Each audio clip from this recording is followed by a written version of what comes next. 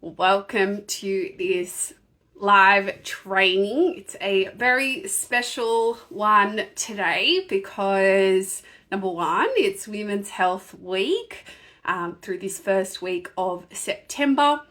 And number two is September is also PCOS Awareness Month. So we've kind of got a 2-for-1 special today.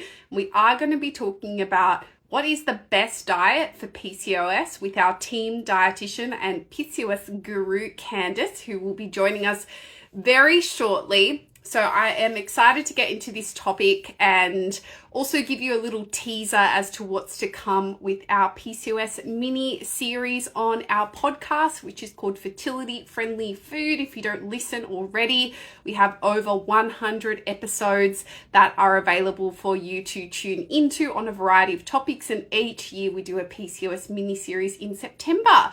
So without any further ado, let's get for joining, everyone.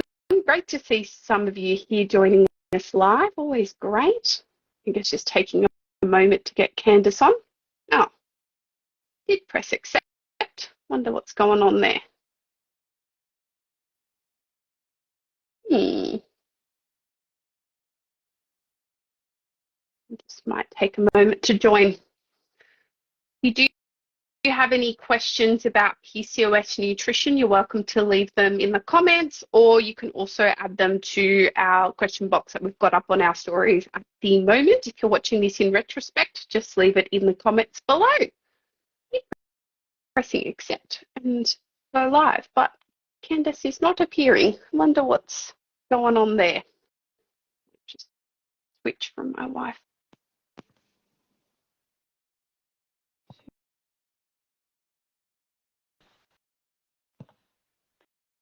People, yep. Sorry, everyone. Technical difficulties.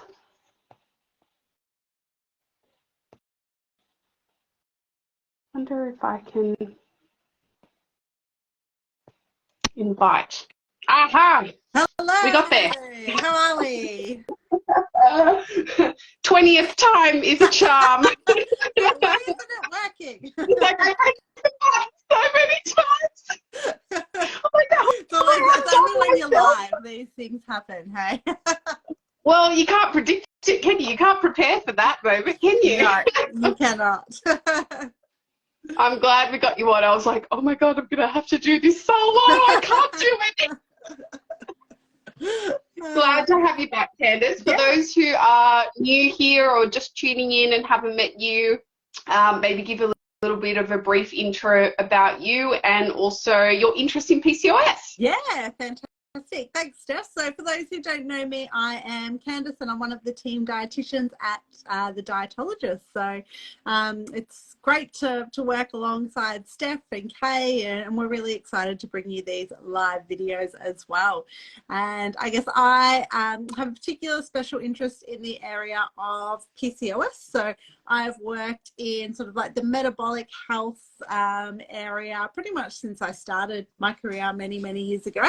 And I've worked predominantly in diabetes, and that sort of led me into the PCOS world as well, sort of with a lot of those underlying themes that go together. And then obviously we moved into the world of fertility and pregnancy and everything that goes along with that. And obviously we work with people with PCOS who aren't ready to get pregnant at this stage, or they might not want to, but yeah, it's a really exciting area to be involved in. Really exciting. It's PCOS Awareness Month and we get to talk about it a lot and really share our knowledge and expertise, because we know diet and lifestyle are the #1 treatment recommendations for PCOS. So it's great that we can be in this space.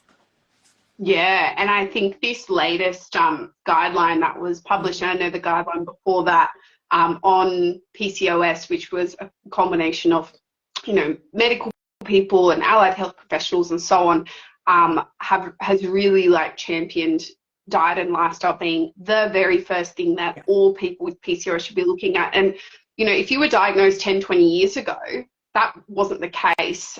So for some people, they may have been diagnosed a long time ago, but they're only just beginning to learn that potentially the impact of diet and lifestyle. And for others who are newly diagnosed, I mean, it's my favorite thing is to get someone newly diagnosed of anything, and the first thing that they're doing is coming to see us. It's like, oh, I've got a blank slate.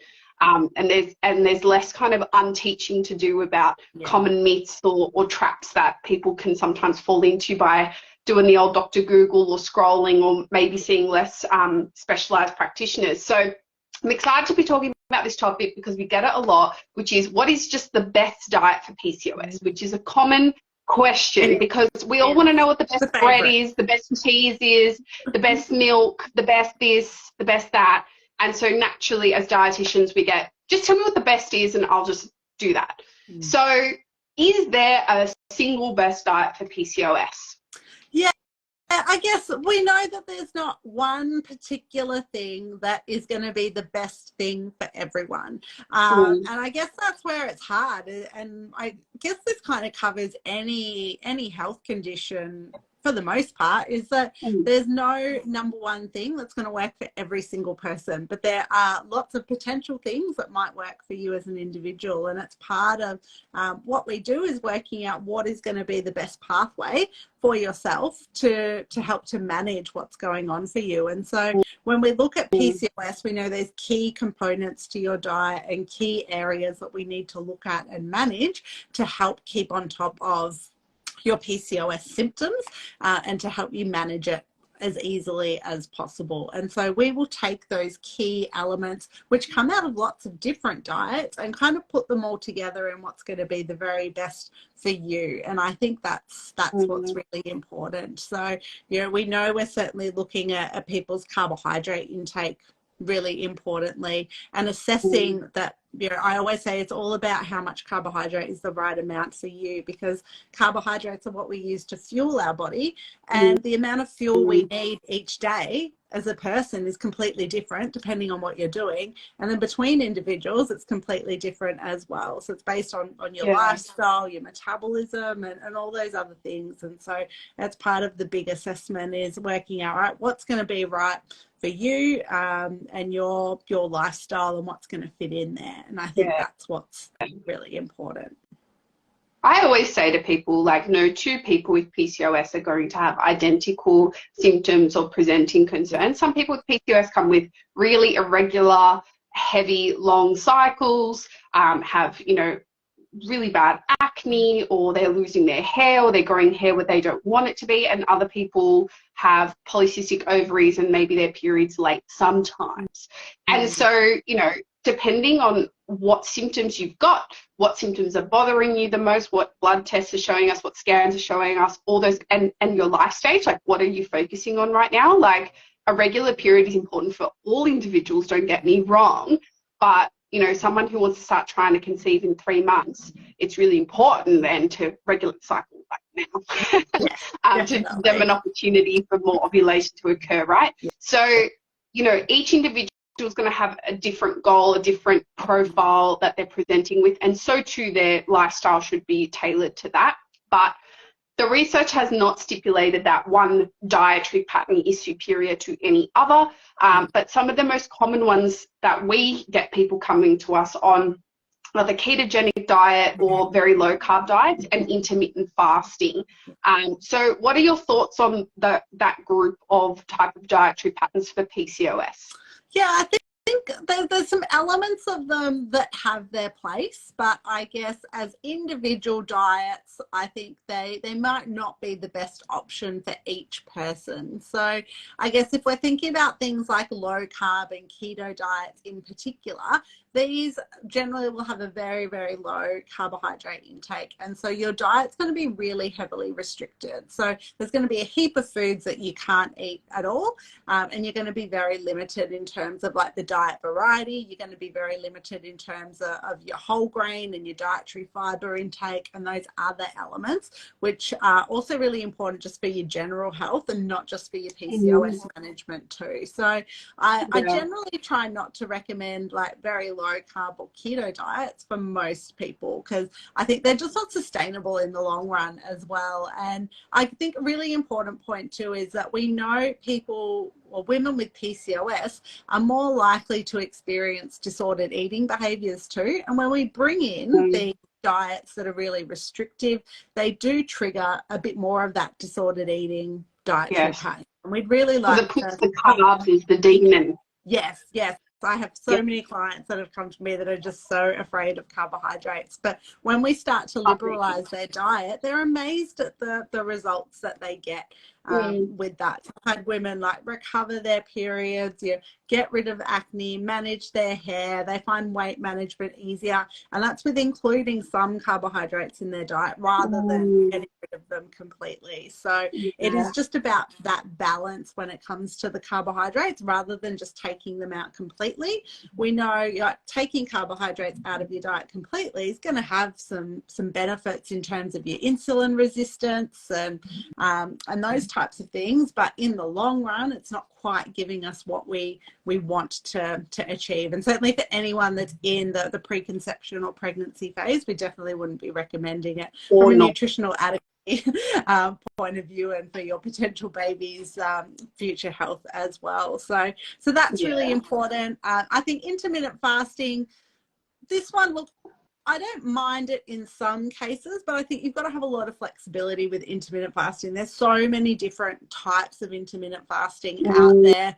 It's good to have a certain amount of like a fasted window in your day, but you don't want that window to be too large or too short. And so again, it's about looking at an individual and, all right, what's going to be the right amount of fasting for you on an average day, depending on what you're doing, your activity levels and all those types of things.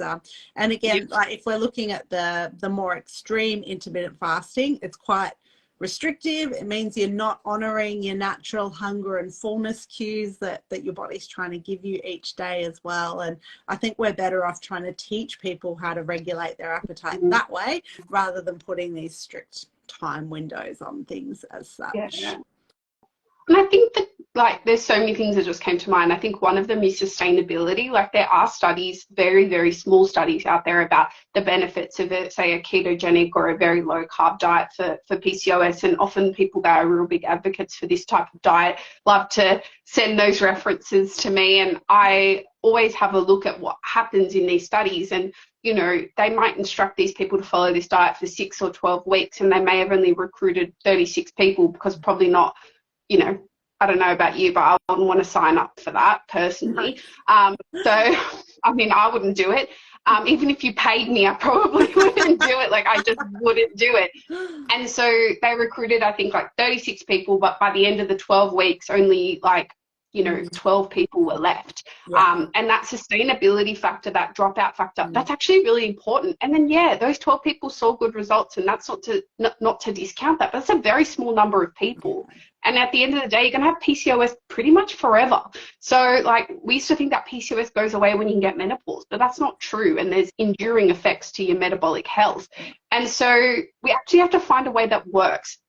Are you going to be able to socialize on the weekend with your friends? It's going to restrict your social life, impact your mental health negatively. All those things actually have to come into play, because we're not talking about doing this for 6 or 12 weeks and then, you know, go back to the way you were before. That's not how it works. It's not how it works. We're talking about a lifestyle shift, a dietary pattern that you're going to adopt for a long period of time.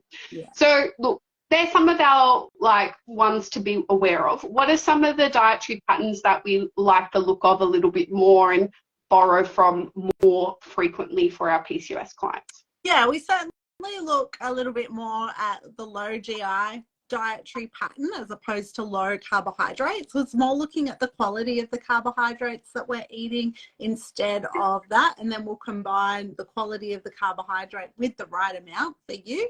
I think that's really important. The Mediterranean diet has good research across so many different health areas as well, but it is advocated in the PCOS space as well. We know Mediterranean diet, you know, it's very anti-inflammatory, plant-based eating, so it certainly contains a lot of carbs, but it's got great results from a PCOS point of view. So we've really got to look at things like, what's our antioxidant intake Like, are we reducing our intake of pro-inflammatory foods? And that underlying inflammation plays a really important role in your PCOS symptoms too. So, you know, if we're eating something like a keto diet where we might be having higher amounts of saturated fats and lower intakes of the plant-based foods, we might actually be, you know, having a more pro-inflammatory diet, and that could actually be exacerbating the underlying symptoms too. So, you know, that's certainly an important area to look at. And then we'll also look at things like your protein intake being really important as well. And I think, you know, we're not necessarily putting people on high protein diets, but we're making sure people are eating the right amount of protein as well, because protein is going to help to keep us fuller for longer. And generally speaking, some people, if you're eating a high carb diet, we might be cutting back your carbohydrates. We've got to replace that with something else. Otherwise, you're just going to be getting hungry. And again, that affects that sustainability side of things. Going to be hungry. If you are hungry, you're not sticking to your diet for very long. A couple of weeks and you're done. Yeah. I always tell people, like, if you go to the supermarket hungry, like, what aisle are you in? Yeah.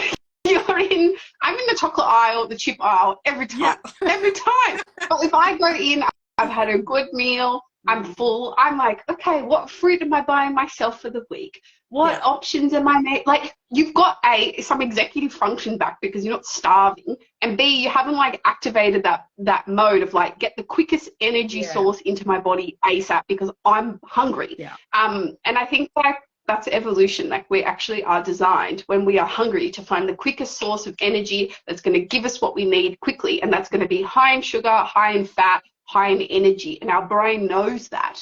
And so I think like working on those key principles, but appetite regulation is really important. We know that people with PCOS are more likely to report issues with their appetite. We know that there's a change in the basal metabolic rate in people with PCOS that's lower, so they're burning less energy at rest, and we'll talk more about that in the future live training on PCOS. But all those components are really important, and I think some things that we touched on that will link in really nicely into the upcoming podcast episodes that we have, and also some of our live trainings, is diets like the Mediterranean diet, really rich in a wide variety of plants. That's also going to help feed the gut microbiome. We're starting to learn more about gut microbiome and PCOS, inflammation and PCOS, that chronic inflammatory component. And also, we know that the Mediterranean diet is good for heart health. We know that people with PCOS are more at risk of cardiovascular complications, high cholesterol, high blood pressure. Those high fasting blood sugars are not great for heart health. We also know that people with PCOS are at higher risk of mental health concerns. We know that Mediterranean diet is quite helpful for depression. So there's all these other links that maybe are not direct to PCOS, but peripherally related to some of the common concerns that we also see with PCOS that may be relevant. But it still needs to be tailored to you, and that part is really kind of irreplaceable, because if you just go online and print out a Mediterranean diet list, you have all the ingredients in your house, but the ratios, the timing, how it works for your life. You know, some people hate, I don't know, legumes. Then what do? There's a lot of legumes in the Mediterranean diet. So you actually need someone to help step you through like the practicalities of it based on your preferences, your lifestyle, how much exercise you're doing, what your job's like, how much time you've literally got to prepare food. Like traditional Mediterranean lifestyle, girl, you got all day to cook. No, do you know what I mean? Like my grandma, she's Greek. She takes hours to make all the meals in the day because that's what she does. But that doesn't fit the modern lifestyle. So how do we take this, you know, old way of eating and food, which is great, and how do we transpose that into a modern context? And it's not just eating Greek or Italian or Spanish food. It's actually the principles and applying them to your life. Anyway, that's my TED talk for the day. We can talk for hours about this stuff. I know. And you've got such a busy clinic day, so I know we've got to wrap up soon. So if you were to leave this training with, you know, a little chestnut for people, the best diet for PCOS, you know, where would we land with a, you know, 3-line response to that if somebody sent us an email about it?